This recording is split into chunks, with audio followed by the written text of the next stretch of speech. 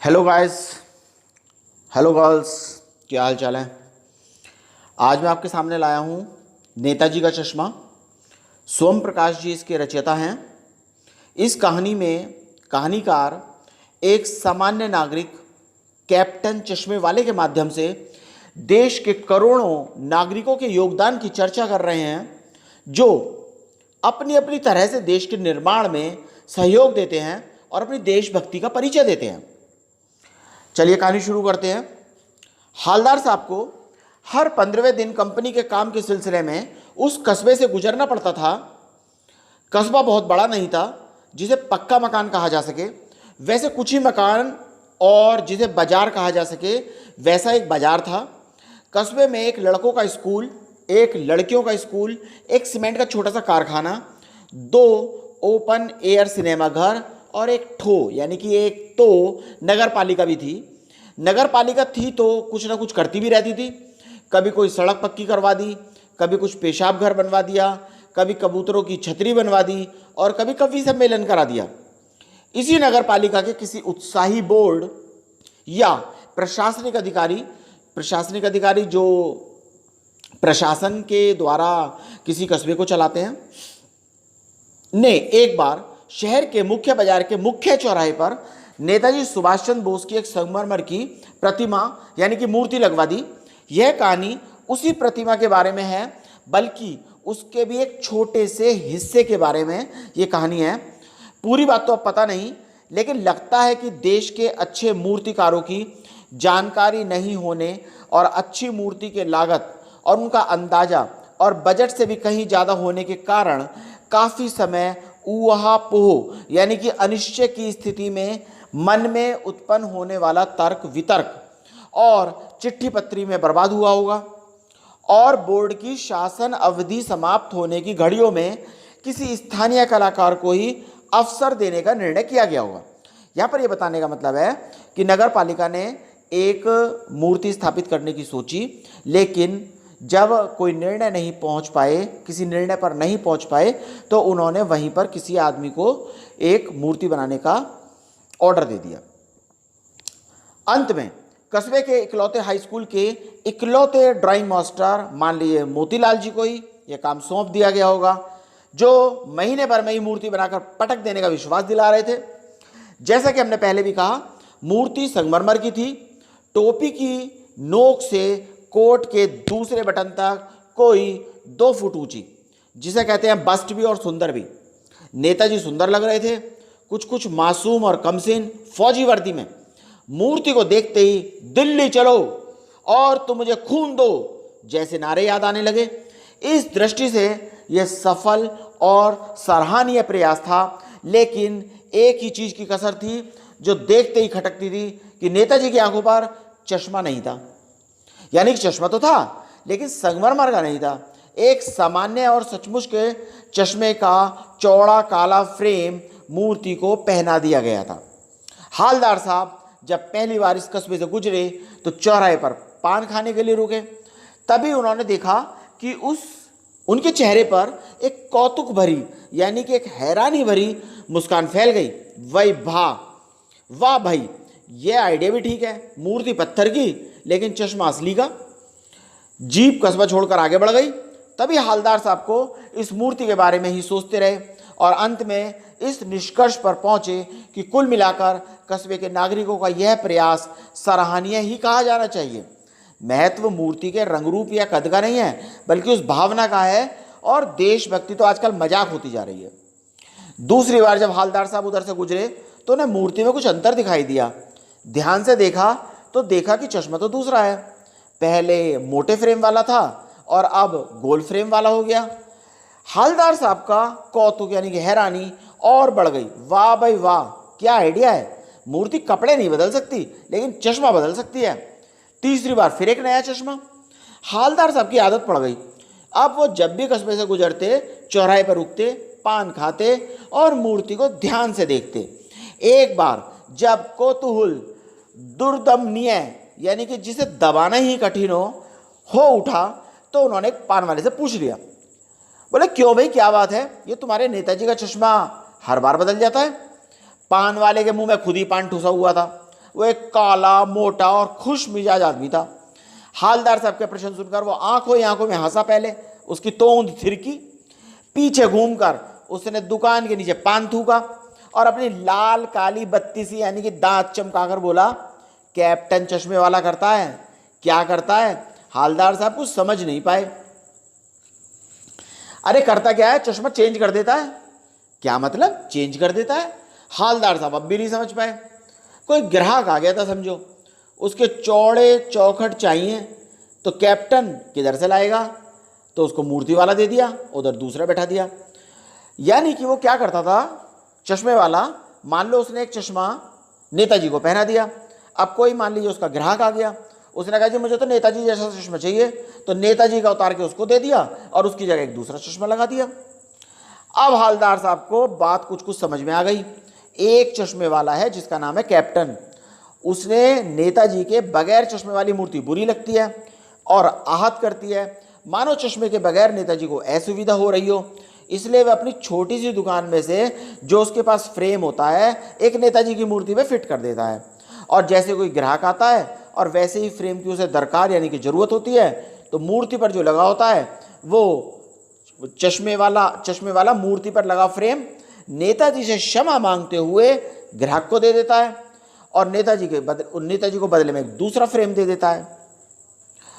वाह भाई वाह, क्या आइडिया है। लेकिन भाई एक बात समझ में नहीं आई। हालदार साहब ने पान वाले से पूछा, नेताजी का ओरिजिनल चश्मा कहाँ है? पान वाला दूसरा मुंह पान में ठूस चुका था। दोपहर का समय था, दुकान पर भीड़ भी ज़्यादा नहीं थी, फिर भी आंखों ही आंखों में हंसा, तोंद थिरकी, कत्थे की डंडी फेंकी, पीछे मुड़कर पीक थूकी और मुस्कुराता हुआ बोला, मास्टर जी बनाना भूल गए। पान वाले के लिए तो एक मज़ेदार बात थी, लेकिन हालदार साहब के लिए एक चकित और द्रवित करने वाली। यानी वो सोच रहे थे, मूर्ति के नीचे लिखा था मूर्तिकार मास्टर मोतीलाल, जो वाकई कस्बे का एक अध्यापक था। बेचारे ने महीने भर में मूर्ति बनाने का वादा करा होगा, बना भी ली होगी, लेकिन पत्थर का चश्मा कैसे बनाए ये वो तय नहीं कर पाया। कोशिश भी की होगी, असफल रहा, या बनाते बनाते चश्मा ही टूट गया होगा, या पत्थर का चश्मा अलग से फिट किया गया होगा और बाद में निकल गया होगा। ये सब बातें हालदार साहब ने सोची। हालदार साहब को सब कुछ बड़ा विचित्र और कौतुक भरा लग रहा था। इन्हीं ख्यालों में खोए खोए पान के पैसे चुकाकर चश्मे वाले की देशभक्ति के सामने नतमस्तक होते हुए वो जीप की तरफ चले। फिर रुके, मुड़े, पान वाले के पास जाकर बोला, क्या कैप्टन चश्मे वाला नेताजी का साथी है या आजाद हिंद फौज का पुराना सिपाही? पान वाला नया पान खा रहा था। पान पकड़े पकड़े अपने हाथ को मुंह से 1.5 इंच की दूरी पर रोककर उसने हालदार साहब को ध्यान से देखा और अपनी लाल काली बत्ती सी दिखाई। मुस्कुराकर बोला, अरे नहीं साहब, वो लंगड़ा क्या जाएगा फौज में, पागल है पागल, देखो वो आ रहा, आप उससे ही बात कर लो, फोटो वोटो छपवा दो उसकी कहीं। हालदार साहब को पान वाला दोबारा से एक देशभक्त का इस तरह से मजाक उड़ाया जाना अच्छा नहीं लगा। यानी कि पान वाला उस लंगड़े व्यक्ति का मजाक उड़ा रहा था। मुड़कर देखा तो अवाक रह गए। एक बेहद बूढ़ा मरियल सा लंगड़ा आदमी, सिर पर गांधी टोपी और आंखों पर काला चश्मा लगाए, एक हाथ में छोटी सी संदूकची, दूसरे हाथ पर एक बांस में बहुत सारे चश्मे टांगे हुए अभी अभी एक गली से निकला और अब एक बंद दुकान के सहारे अपना बांस टिका रहा था। ओह, तो इस बेचारे की दुकान भी नहीं है, फेरी लगाता है। हालदार साहब चक्कर में पड़ गए। पूछना चाहते थे, इसे कैप्टन क्यों कहते हैं, क्या यही इसका वास्तविक नाम है? लेकिन पान वाले ने साफ बता दिया था कि वो अब इस बारे में और कोई बात नहीं करेगा। ड्राइवर भी बेचैन हो रहा था, काम भी था। हालदार साहब जीप में बैठकर चले गए। 2 साल तक हालदार साहब अपने काम के सिलसिले में उस कस्बे से गुजरते रहे और नेताजी के मूर्ति पर बदलते हुए चश्मों को भी देखते रहे। कभी गोल चश्मा, कभी चकोर चश्मा, कभी लाल चश्मा, कभी काला चश्मा, कभी धूप का चश्मा, कभी बड़े कांचों वाला गो चश्मा, और कोई ना कोई चश्मा उस पर जरूर होता। उस धूल भरी यात्रा में हालदार साहब को हैरानी और प्रसन्नता के कुछ क्षण देने के लिए होते थे। फिर एक बार ऐसा हुआ कि मूर्ति के चेहरे पर कोई भी कैसा भी चश्मा नहीं था। उस दिन पान की दुकान भी बंद थी, चौराहे की लगभग सारी दुकानें बंद थी। अगली बार भी मूर्ति की आंखों पर चश्मा नहीं था। अब हवलदार साहब ने पान खाया और धीरे से पान वाले से पूछा, क्यों भाई, क्या बात है, आजकल तुम्हारे नेताजी की आंखों पर चश्मा नहीं है? पान वाला उदास हो गया। उसने पीछे मुड़कर पान का पीक थूका और सिर झुकाकर अपनी धोती के सिरों से आंखें पोंछता हुआ बोला, अरे साहब, कैप्टन मर गया। और कुछ नहीं पूछ पाए हवलदार साहब। कुछ पल चुपचाप खड़े रहे, फिर पान के पैसे चुकाकर जीप में बैठे और रवाना हो गए। बार बार सोचते, क्या होगा उस कौम का जो अपने देश की खातिर घर गृहस्थी, जवानी, जिंदगी सब कुछ होम कर देती है, कुर्बान कर देती है, पर भी हंसती है, इस पर भी हंसती है, अपने लिए बिकने के मौके ढूंढती है। दुखी हो गए। 15 दिन बाद उसी कस्बे से फिर दोबारा गुजरे। कस्बे में घुसने से पहले ही ख्याल आया कि कस्बे की हृदय स्थली में सुभाष की प्रतिमा अवश्य ही प्रतिष्ठापित होगी, यानी कि स्थापित होगी। लेकिन सुभाष की आंखों पर चश्मा नहीं होगा, क्योंकि मास्टर बनाना भूल गया था। और कैप्टन तो मर गया। आज वहां रुकेंगे भी नहीं, पान भी नहीं खाएंगे, मूर्ति की तरफ भी नहीं देखेंगे, सीधे निकल जाएंगे। उन्होंने पहले ही ड्राइवर से कह दिया, चौराहे पर रुकना मत, आज बहुत काम है, पान भी कहीं आगे खा लेंगे। लेकिन आदत से मजबूर आंखें चौराहे आते ही मूर्ति की तरफ उठ गईं।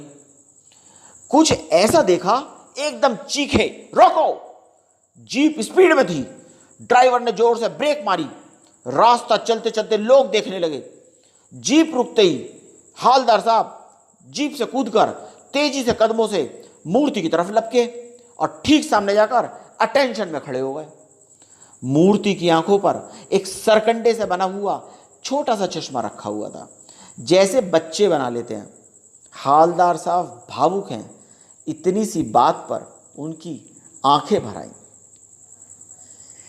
कैसी लगी बच्चों कहानी?